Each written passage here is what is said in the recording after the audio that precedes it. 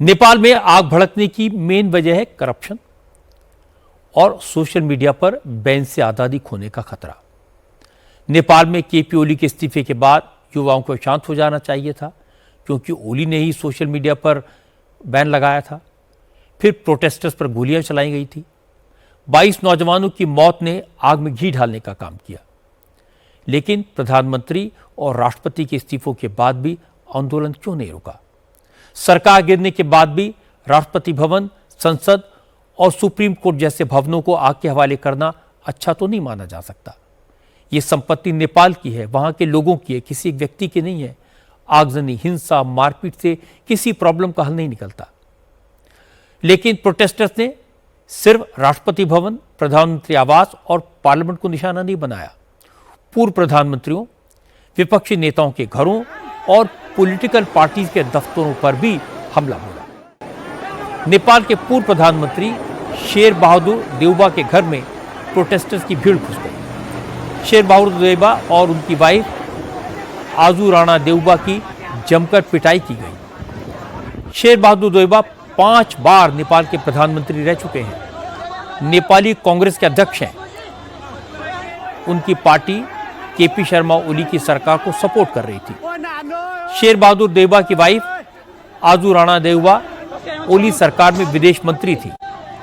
उनके घर के आसपास जबरदस्त सिक्योरिटी रहती है, लेकिन भीड़ आज देउबा के घर में घुसी, उन्हें बुरी तरह पीटा। 79 साल के देउबा लहूलुहान हो गए। उनकी वाइफ को भी प्रदर्शनकारियों ने नहीं बख्शा। आजू देउबा को जमीन पर गिरा कर घसीटा गया। हालांकि सिक्योरिटी गार्ड्स ने अपनी जान पर खेलकर किसी तरह देउबा और उनकी वाइफ को भीड़ के चंगुल से बचाया। सुरक्षाकर्मी उन्हें घर के पीछे के हिस्से में ले गए। घर के बाहर बाउंड्री वॉल पर कटीले तारों की फेंसिंग के ऊपर से देउबा को सड़क पर लाया गया और फिर सेना उन्हें सुरक्षित जगह पर ले गई। नेपाल के पूर्व प्रधानमंत्री शेर बहादुर देउबा और उनकी वाइफ आजू देउबा की तो किस्मत अच्छी थी, जान बच गई। लेकिन नेपाल के एक और former prime minister Jhalanath Khanal इतने लकी नहीं रहे। आंदोलनकारियों ने झलनाथ खनाल के घर में तोड़फोड़ की, फिर आग लगा दी। आगजनी में उनकी वाइफ रवि लक्ष्मी चित्रकार खनाल बुरी तरह झुलस गई और थोड़ी देर बाद उनकी मौत हो गई। कम्युनिस्ट पार्टी के नेता झलनाथ खनाल 3 फरवरी 2011 से 29 अगस्त 2011 तक नेपाल के प्रधानमंत्री रहे। वो फिलहाल राजनीति में ज्यादा एक्टिव नहीं थे, लेकिन नेपाल में अभी कम्युनिस्ट पार्टी की ही सरकार है, इसलिए जनता का गुस्सा इस पार्टी के सारे नेताओं के खिलाफ भड़का हुआ है और झलनाथ खनाल और उनकी वाइफ इसके शिकार हो गए। आगजनी केपी शर्मा ओली के आवास पर भी हुई। ये धधकती आग की जो तस्वीरें आप देख रहे हैं, ये ओली के घर की हैं। हालांकि भीड़ के वहां पहुंचने से पहले ही सेना के हेलीकॉप्टर से ओली को वहां से निकाला जा चुका था। ओली ने 3 सितंबर को यूट्यूब, फेसबुक, ट्विटर और इंस्टाग्राम समेत 26 सोशल मीडिया ऐप्स पर पाबंदी लगाई थी, जिससे ट्रिगर होकर जेन ज़ी ने यह आंदोलन शुरू किया, जो बाद में एंटी करप्शन मूवमेंट में बदल गया।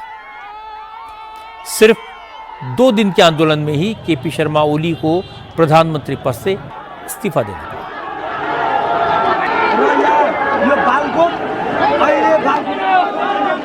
हालांकि भीड़ के उग्र रुख को देखते हुए ओली की सरकार के कई मंत्री पहले ही इस्तीफों का ऐलान कर चुके थे।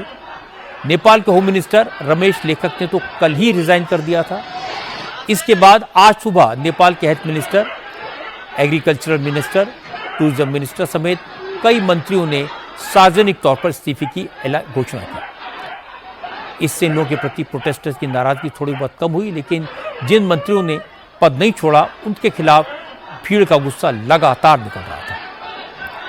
असल में आज सुबह से ही प्रदर्शनकारियों की भीड़ अलग अलग गुट बनाकर मंत्रियों को खोज रही थी, उनके घर जाकर मारपीट कर रही थी, आगजनी कर रही थी।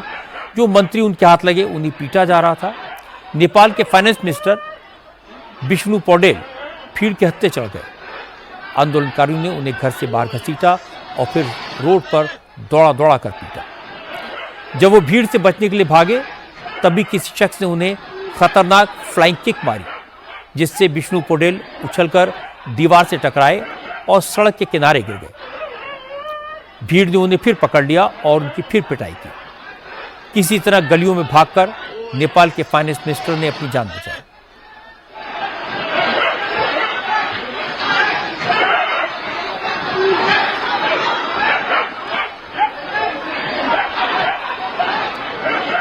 हालात को देखकर किसी को भी इस बात का अंदाजा होगा कि नेपाल में आजकल नेता सुरक्षित नहीं है। इसलिए सेना ने कल रात में ही इमरजेंसी में लीडर्स के इवैक्यूएशन की रणनीति बना ली थी। सुबह से ही काठमांडू के ऊपर सेना के 10 हेलीकॉप्टर्स आसमान में चक्कर काटते नजर आए। इन्हीं हेलीकॉप्टर्स के जरिए कुछ नेताओं और मंत्रियों को उनके घरों से सुरक्षित निकाला जा सका। नेपाल की सड़कों पर मंत्रियों और नेताओं को पीटा गया, उनके घरों को आग लगाई गई। इसकी वजह लोगों के दिलो दिमाग में बरसों से जल रही आग है। नेपाल को कभी स्टेबल सरकार नहीं मिली। 17 साल में 14 बार सरकारें बदली। केपी ओली 4 बार प्रधानमंत्री बने। सरकारें जनमत से नहीं, जोड़ तोड़ से बनाई गई। कोई एंटी इंडिया सेंटिमेंट के सहारे बना तो किसी ने प्रो चाइना होने की चाल चली। नेपाल के लोगों को जब यह एहसास हुआ कि ये लोग जनता की भावनाओं को भड़काते हैं, खुद ऐशो आराम की जिंदगी जीते हैं, देश को लूटते हैं, तो लोगों के दिलों में गुस्सा बढ़ा। सोशल मीडिया के जरिए यह बात घर घर पहुंच गई और मौका मिलते ही ये नाराजगी फूट पड़ी। इसीलिए स्थापित राजनीतिक दलों में लोगों का विश्वास नहीं रहा।